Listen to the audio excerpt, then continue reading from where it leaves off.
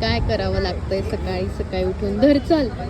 हे गाईज, तर आम्ही आता झालेलो आहोत शूटला आणि guess what, we are going in a बिबट्या क्षेत्र.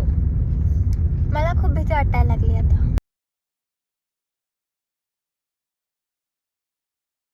Did you see that? काय होतं त्याला म्हणलं? असलं काही नाही मी करत. वरती बस, सूर्याकडे सूर्याकडे. गुड, चला. थांब, मागे बघ एकदा, पळत राहा. हा